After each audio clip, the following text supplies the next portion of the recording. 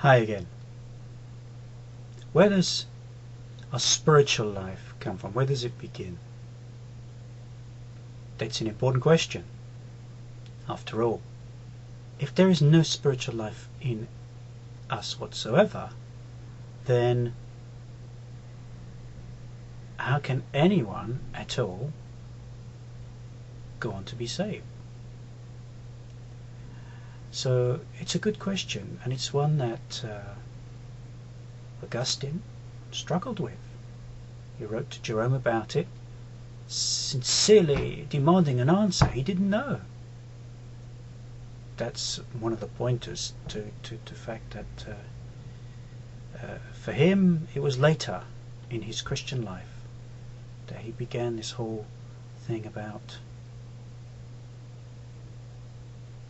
unconditional predestination, because he didn't get a full answer to that. And indeed, we're not given too much in the Bible. We are given, what people say is that we're totally depraved, without a touch from God. Or total inability is slightly more accurate, others would say. Ephesians 2:1 is quoted.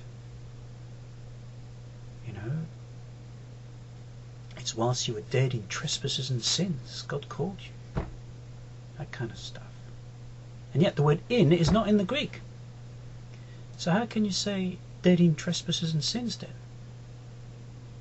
Well, the words trespasses and sins, they're in the dative.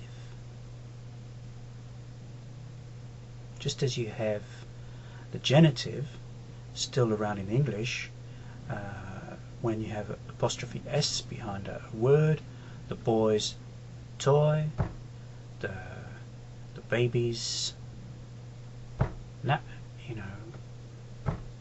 bits and pieces. Apostrophe S shows us the word is in the genitive.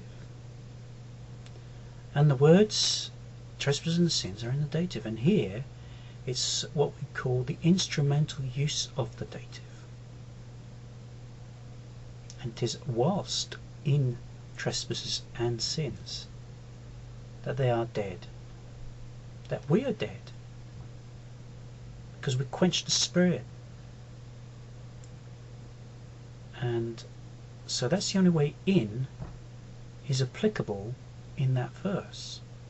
You find the word "en" in the Greek in the next verse, but not in this one. So in fact, Ephesians 2:1 from the Greek shows us that there is an inherent ability not to be in trespasses and sins. So it says the very opposite to being a proof text as others have made it. So where does our spiritual life come from? It comes from God. All life comes from God. The verse that gives it clear pointer to that is in Ecclesiastes. When we die, spirit goes to God, who gave it. God gave spirit. Doesn't mean the spirit's fully formed, and indeed we're told elsewhere about that. God's forming the spirits of man. When we're born again, it is a point where our own soul, which is our will, our intellect, our emotions, has been involved in making decision processes, belief in the heart, to birth that better formed spirit out of the work of the Holy Spirit around. And it's not a fully conscious thing. Now, I'd like to point you to my first video on that. The meaning of born again. That's the one that would help you with that. And of course, I've written separately about that. So, spiritual life comes from God's Spirit within us, yet not fully formed. And it's our decision processes which enables God's Spirit. It's a synergy, it's a cooperation to bring it fully to life. And when we quench the Spirit, when we sin, deliberately, willfully, and stay in that course, then we quench God's Spirit. We cut ourselves off. But when we do the opposite, we open ourselves to Him to change us, to transform us, to give us new birth.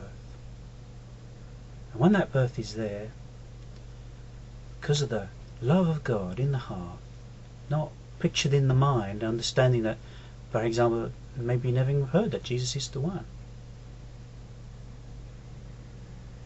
God sets you up, destines you to a call, as He did with Paul.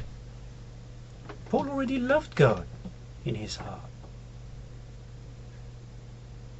So God set him up on the road to Damascus. He took him away from those who were persecuting Jesus out of envy. Called him. It's hard for you to kick against the pricks.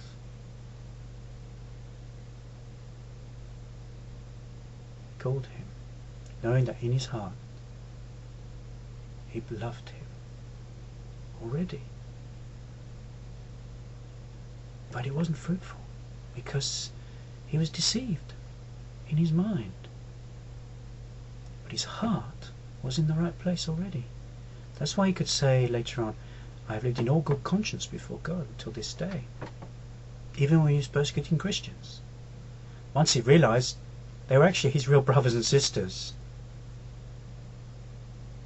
in the heart of hearts, and now they could be consciously, he stopped it.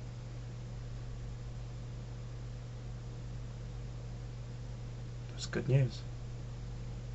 God is fair, God is just. We lose sight of that.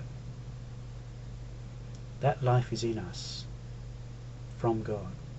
And we know that right from the beginning. Because even when Cain had slain Abel,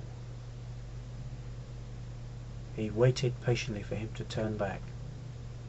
But before he even slew him, when he was already in his heart, he says, sin stands at the door.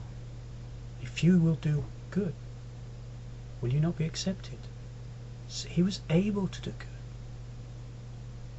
Jesus says, to he who has, more shall be given.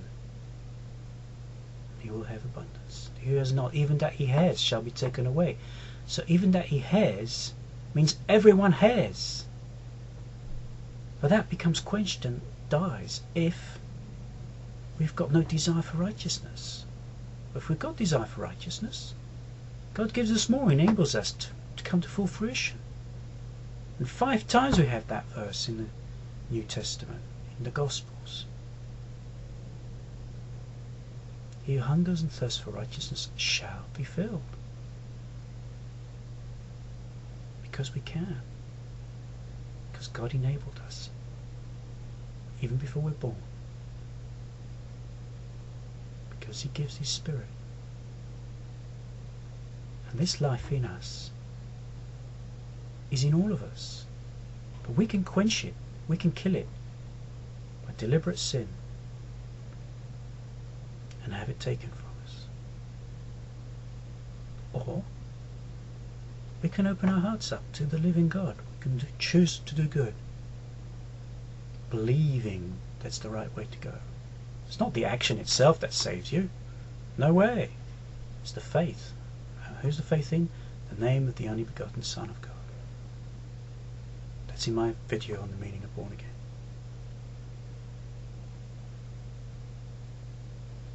So I hope and I trust this helps a little more foundationally to understand salvation as I read it in my Bible.